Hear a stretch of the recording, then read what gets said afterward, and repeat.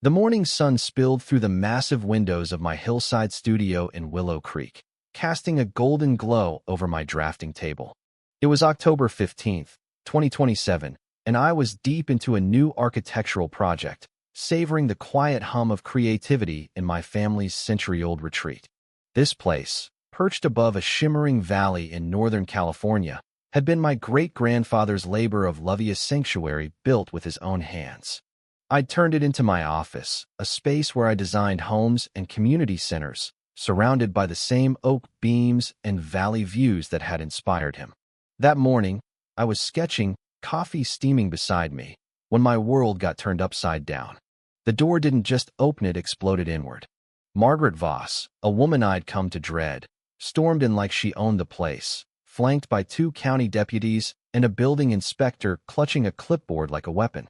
No knock, no courtesy, just pure chaos. "This illegal operation ends now," she bellowed, her voice sharp enough to slice through the calm. I froze, coffee splashing across my desk, as she pointed a manicured finger at me, accusing me of running an unauthorized business from my home. The deputies stood rigid, and the inspector, a guy named Victor Lane, started snapping photos of my setup like he was building a case for a federal crime. But when Margaret's eyes landed on the woman sitting across from me, her tirade stopped cold. Her face went pale, like she'd just realized she'd walked into a trap. And oh, she had. "Where are you reading this from? Because what happened next will leave you speechless. Let's rewind a month." It started on a crisp September morning when Margaret Voss first showed up at my door, all smiles, and carrying a tray of oatmeal raisin cookies that smelled like betrayal. She introduced herself as the president of the Willow Creek Homeowners Association, her tailored blazer and pearl earrings screaming money. "I'm here to welcome you to the neighborhood," she said, her smile so polished it set off alarms in my gut. I invited her in because who suspects a cookie-bearing neighbor? Big mistake. The moment she stepped inside, her eyes weren't admiring the hand-carved wooden walls or the valley view. They were scanning my high-end monitors, my drafting tools, my client meeting area like she was appraising the place for auction. "This looks like a full-blown commercial operation," she said, her tone shifting from neighborly to predatory. "That's a problem for our community standards." In minutes, she went from cookie lady to HOA enforcer, pulling out a leather-bound clipboard and snapping photos for what she claimed was a neighborhood newsletter. Right. And I'm the mayor of Willow Creek. She started grilling me how many clients I had, what projects I worked on, whether I'd ever thought about maximizing my property's value. Her questions weren't casual, they were calculated. When she accidentally dropped a business card for Valley Crest Realty, I saw the name Simon Holt and a note about a $750,000 commission. She snatched it back, but not before I caught the panic in her eyes. That card was the first clue this wasn't about HOA rules, it was about money, and my family's land was in her crosshairs. The next few weeks were a nightmare. By Monday, a certified letter from the county hit my mailbox, claiming my business permits were under review due to anonymous safety concerns. A $7,000 reapplication fee was due in 10 days. Anonymous, my foot the timing, screamed Margaret.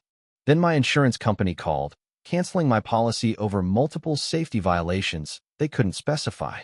An electrician showed up, citing urgent wiring issues, and found nothing but still cost me a day's work. By week 3, Margaret's campaign turned personal. My clients got anonymous calls about noise, parking, even threats tied to their kids' safety. One client, a single mom, backed out after someone mentioned her son's school schedule.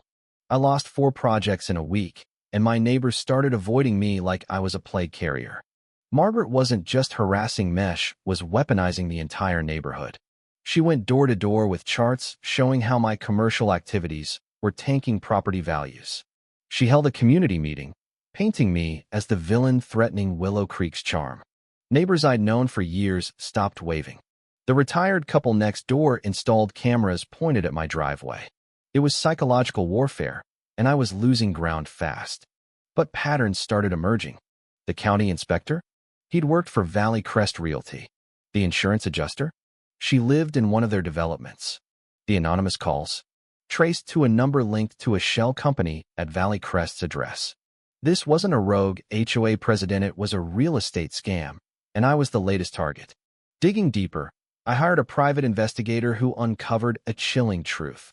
Margaret had forced 7 other homeowners to sell at rock-bottom prices, all to Valley Crest. Each time, she'd pocketed hefty consulting fees.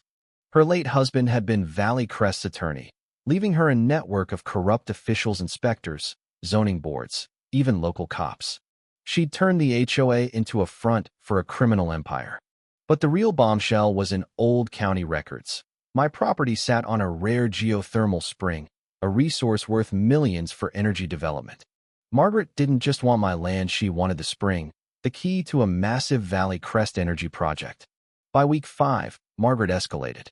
On a foggy Tuesday, Victor Lane returned with 2 county officials, armed with a report citing imminent dangers in my studio, fake electrical hazards, imaginary structural issues, even environmental threats from native wildflowers. The fix? $20,000 in repairs or shut down my business. It was a checkmate move, spend a fortune on nothing or lose everything. Outside, Margaret watched from a sleek SUV, smirking through binoculars. The neighborhood was fracturing, half believed her lies, half sensed her tactics, but stayed quiet out of fear. I was alone, until I remembered Senator Laura Bennett. 2 years earlier, I designed a community health center for Laura's initiative. She'd loved my work and mentioned future collaborations. Desperate, I called her office, pitching a new rural library project as cover to discuss Margaret's corruption. Laura was already investigating real estate scams in Northern California and saw my case as a breakthrough. We set a meeting for Friday at 7 a.m., knowing Margaret's spies would misinterpret it as a legal defense. She did, assuming I'd hired a fancy lawyer and planned her final strike. Friday dawned crisp and clear. Laura arrived in a nondescript sedan, her presence understated but commanding. We reviewed library plans, her questions sharp and professional, when tires crunched outside. Voices barked orders. Laura smiled. "Showtime," she whispered. Through the window, I saw Margaret's posse. Victor with his clipboard, Deputy Ryan Cole looking uneasy, and a crowd of neighbors primed for drama. Margaret burst in, shouting, "This illegal operation is done." Her finger jabbed at me, then froze as she registered Laura, calm, polished, surrounded by state documents. "Hello, I'm Senator Laura Bennett," Laura said, standing with quiet authority. "I'm reviewing Mr. Ellis's library designs for a state project. Does the HOA oversee state business now?" The room went silent. Margaret's clipboard hit the floor, papers scattering. Her face crumpled as she realized she hadn't stormed a lawyer's meeting, interrupted a senator. Victor paled, inching toward the door. Ryan stammered apologies, clearly duped.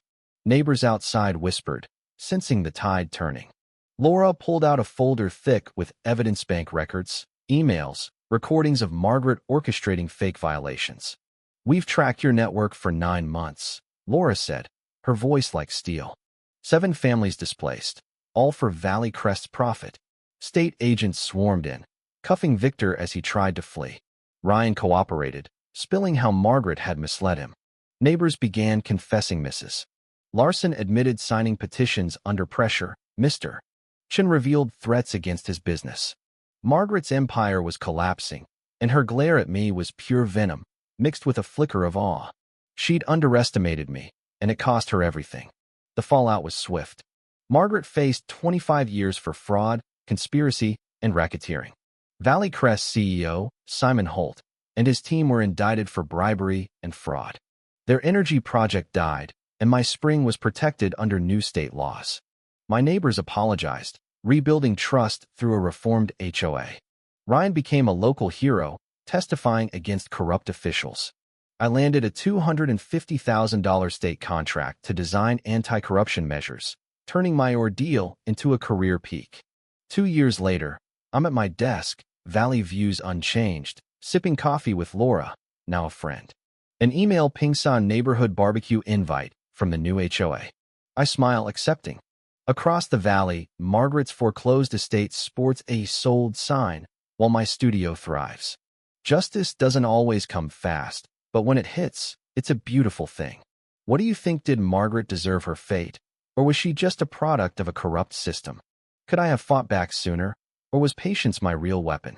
Drop your thoughts below. Hit that like button if justice got you pumped, and subscribe for more stories where the underdog bites back. Where are you reading from?